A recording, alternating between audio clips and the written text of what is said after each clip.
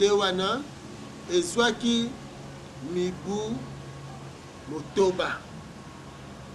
Tango Diego Kawa kei azongi awa na 1485 ayena ba missionnaire wana. Mibu motoba ya koluka koyekola lulenge kani bakoki kosala. Nde na le 3 mai 1491 baye kopesa roi baptême. Donc mayele na bango ezalaki nini? Tokosa bayindo. To mitia lokola bandeko ya bayindo, ke biso na bango to uta koko moko, to vanda lokola bazoba esika bayindo bazali, to yekola bango bongo sima to bimisa mayele kani, oyo ko permettre biso to koma bakonzi na bango. Nde na stratégie nyonso bayaka nango, nde bakomisi bayindo bazoba na bango. Bakosi bayindo, bakaboli bayindo biteni na biteni. E na kati ya kokosa bayindo, nde yango wana évangile. Nde ezali kisi ya makasi oyo ba missionnaire bayaka na yango pona kolalisa bayindo pongi ndeko na ngai lobola lo ilondo croyant africain mobeti lokole mopasoli ndika ya solo penza tala kabaka tala lokuta ya boye. Nzambe aza kaka na mwana moko. Ndeko na ngai lobola lo ilondo tata oyo akeli likolo na se soki aboti kaka mwana se moko na kobanza na bayi bazali ya kolamuka bakokanisa depuis création Nzambe azalaki stérile tia ye kozwa chance kaka tango Marie akomi fiancé ya Joseph nde Nzambe autilize soki molimo po ya kotia zemi wana et depuis pe mwana wana botama bazwela ye ata ndeko mwasi te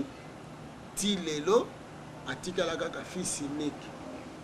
Alors que batu o bazana kati na mokili bazana possibilité bato ye moko Nzambe asali mibali bazana possibilité ndeko na ngai lobola lo ilondo okoki ozala même na 1000 bana voire même 5000 bana mobali moko bakoki kopesa yo 5000 femmes bango nyonso botisi bango. Mais Nzambe oyo akeli likolo na se azala incapable ya kobotisa ne fils que 2 depuis ameka kaka epa Marie asukeli wana talaka baka tana lokuta ya sorti ya boye ameka ndenge nini mfumu wana atindaka kutu soki Gabriel akendo beta lisolo. Donc vraiment eza makambo moko eza inadmissible.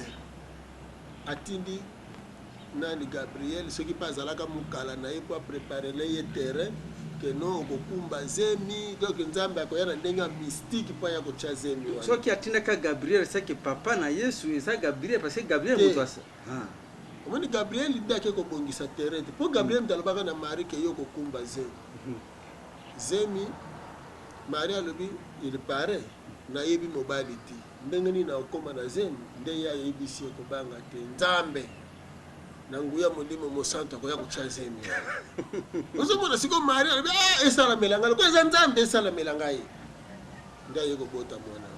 carrément Nzambe akomi mobali na ye carrément Nzambe eza mobali ya Marie na yebite na bango batu bandima kango yango na moni tiko na lobi ke bayindo baza bibembe balali pongi komo kende kondimelo kwa ndengo na Nzambe akoki ko utiliser Gabriel loko amukala akende ko diesele ye mwasi to akende ko chela ye litoyi bongo ye Nzambe ya ko chaze misi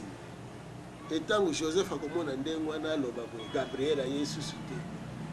ono kutu balobaki Nzambe ya ko monisa na ndoto keno oyo ngana lingi yangwana kaka mais wana siko Nzambe akomi dictateur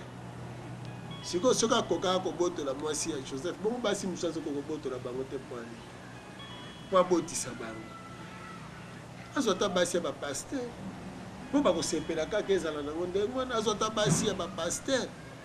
comme ça surnombre nyonso ba pasteur bazana mokilo soki mwasi moko azise na modelo santu ya Nzambe Nzambe pa meko koma na bana ebele siko Nzambe azaka na mawate ndenga botaka mwana moko ya mobali puis ya mwasi mwana ngo pa bala te il paraît abota pe susté. Donc Nzambe ndenga aza wana azo souffrir na multiplication. Donc Nzambe azoko ko se multiplier te biso kutu batu tozo botana oboti bana no ya mibali na ya basi babotani bakomi ebele mais komi epa Nzambe na lokuta mundele ye kolalisela bato pongi mpo sikoyo balongola nzambe na place na ye baremplace Jésus bakamati kabaka ta na lokuta batie o non Yesu yango mpe akoka kutu kobala te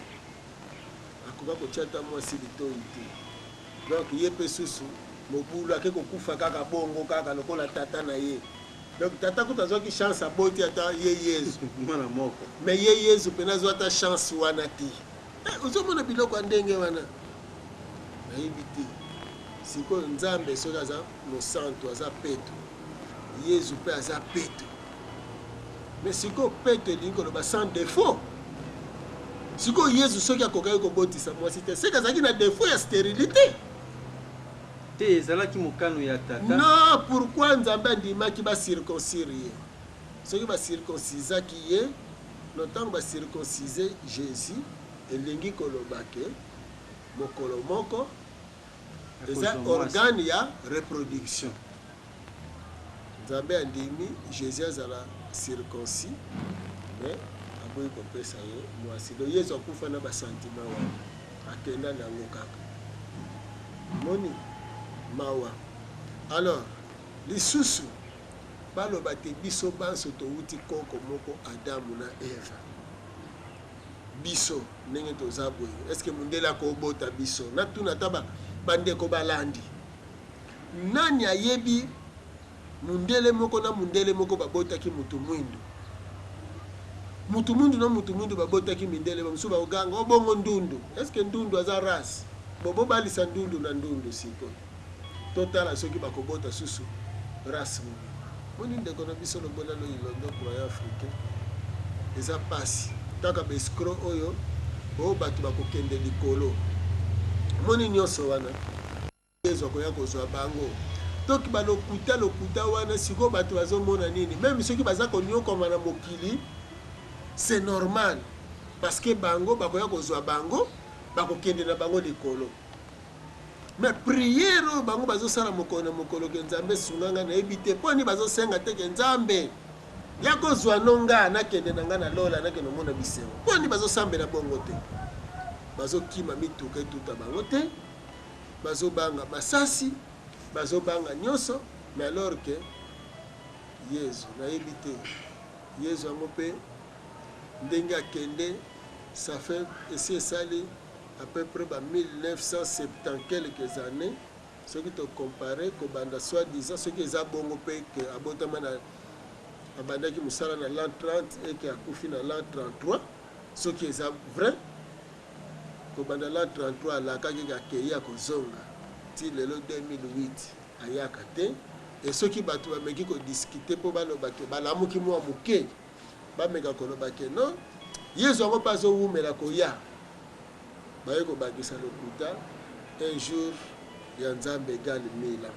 alors soki un jour ya nzambe mpenza ndeko na ngai lobola loyilondo eza 1000 ans nani asi aviva 1000 ans wana nde bakosi kutu ke o Adam asalaki 960 ans mais Yesu fils unique akokisi pas même 50 ans mwana ya ye moko nzambe akokisi ata yango te 50 ans kutu ya pamba akokisi yango te alors sikoyo ozwa nanu 1000 ans ya nzambe meka kodivise yango soko divise yango même par 2 500 ans par 4 250 par 8 125 ans donc mutu azokoka même kokoma na 1/8 te ya nzambe divisé par 10 100 ans donc mutu azokoka même kokoma même na 100 ans wana te osomona donc eza pasi par 12 kasi tomeka nano ata par 12 donc bato mpona kokoma kuna eza pasi alors que soki totali mutu malamu mutu aza koatteindre puberté na âge ya 14 ans azozwa jeunesse na ye nyonso âge majeur 18 ans azwi jeunesse na ye nyonso donc de 15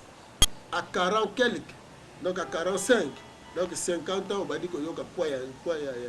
nzoto na kati ya nzoto na yo charge obandi koyoka yango mais sikoyo bato bakoko vivre même pas 100 ans